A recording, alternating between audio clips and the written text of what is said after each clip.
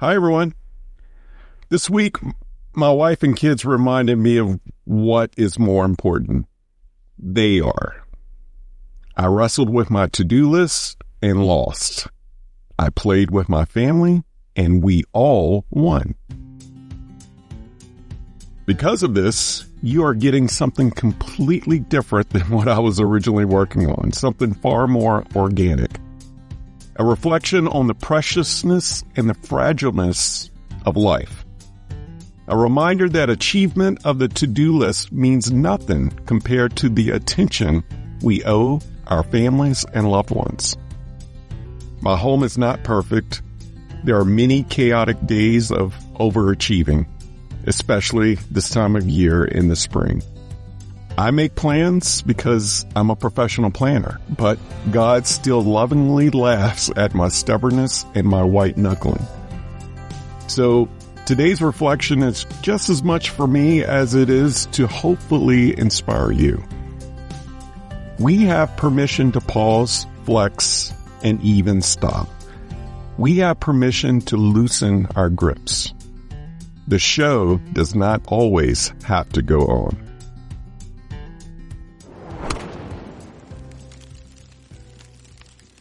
You are listening to the Work Life Eubiosis podcast with your host, Charleston Edwards. If this is your first time here, welcome. My goal is simple: to eradicate burnout and to bring harmony, purpose, and balance to this world, starting with the family. My hope is that this show and the story shared will provide encouragement and ideas that will be valuable to you on your journey to work-life freedom. So let's dive in to today's episode.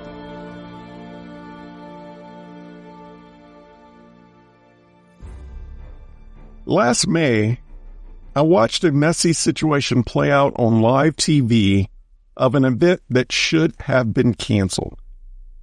Someone abruptly lost their life. Instead of the event being canceled or even postponed, the show went on because too much was at stake. The cameras kept rolling, and life moved on as scheduled. I was sick as I watched this horrific scene play out. Sadly, tragedies happen all too often in our lives. Tragedies remind us that we can never take any of our days for granted. And even more sadly, an opportunity was missed to honor and respect the family who was grieving. In a stark contrast, around the same time as the show that didn't stop, I reached out to the host of a podcast which had abruptly disappeared from my feed. After about 6 weeks of not seeing this particular podcast release any new episodes, I sent an email to check in on the host. He responded and told me that he had lost his mom. He went on to tell me that he needed time to grieve, and of all the things the family was doing to honor his mother, the community, and her legacy. In this case, that show stopped for nearly a year. That show had no reason to be a priority any longer. Some shows must go on, but wow, what a reminder that sometimes it's okay to stop. We don't have to all quit doing something when a curveball, sickness, or tragedy happens. But we are called to stop and reassess the priority every time something out of the blue knocks on the door. An interruption is often disguised as an opportunity. And when our doors are abruptly knocked on, we are called to lovingly honor and respect our fellow man and woman, neighbors, friends, loved ones, and even strangers.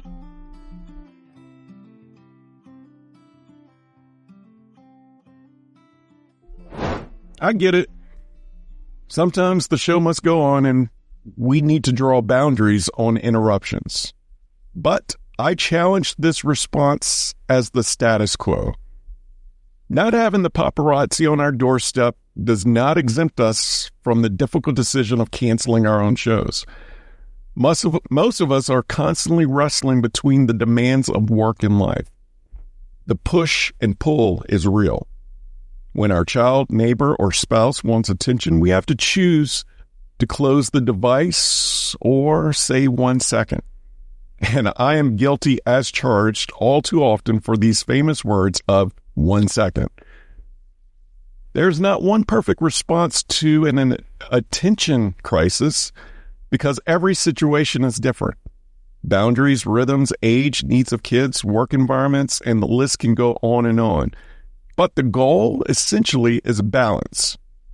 We as adults are asked to balance our priorities, all of them, perfectly.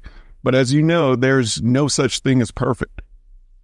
We have all failed and will continue to fail at meeting the needs of loved ones while also checking off the never-ending to-do list. But failure is no reason to stop trying. One question that grounds me when I'm wrestling with the attention crisis is, what's the most important thing that I can do right now? Does the show need to happen? Can the show be postponed? Can I pivot the entire show into something similar? Insert your word for the word show and what that means to you. Is it the laundry, dishes, mowing, email, social post, activities, or even working extra hours? We are all performing something daily. So when something or someone demands our attention outside of our careers, our response must go through the filter of what is going to matter more 5 years from now. Is it pursuing a particular achievement, or is it paying honor and respect to the life of a loved one?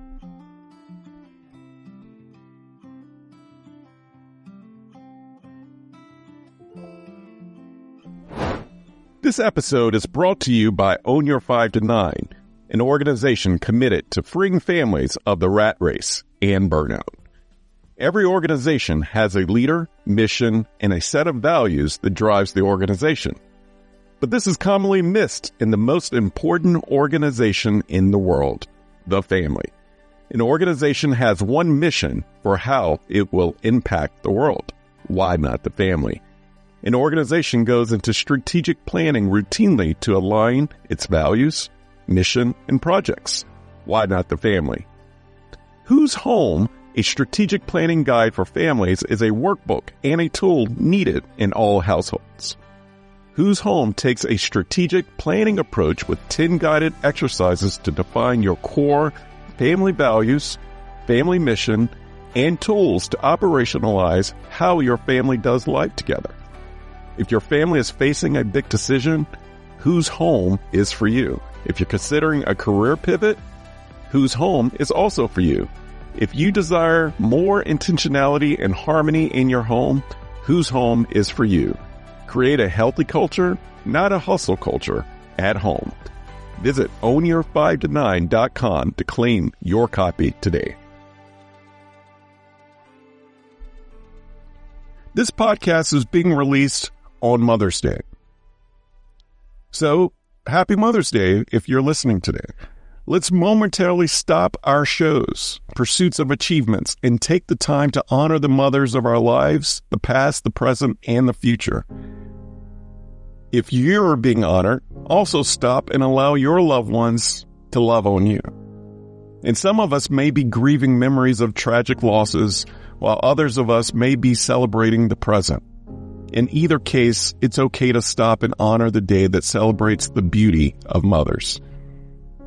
Today is the day to cry, to laugh, to hug, and to reflect. Mothers are a symbol of love in this world. For those of us who aren't mothers, we know one and have had one. Let's love on them. Beyond this day, and no matter when you're listening to this, let today be a reminder to be more loving to everyone. Let your love grow, ignite, expand, and be contagious. We never know what the next person is going through, or when we too will need to stop, pause, and flex when something out of the blue happens. There is power in human connection. There is power in love to heal. Life happens, and so does death. Let's not take our days or our loved ones for granted any longer. And let's consistently ask ourselves, what is most important right now? Take it a step further and ask, who is most important right now? Is it rest? Is it work? Is it a vacation? Is it play? Is it stopping? Is it paying respect? Is it honoring the memories? Is it honoring the present moment? Is it being the present person? Much love. Happy Mother's Day.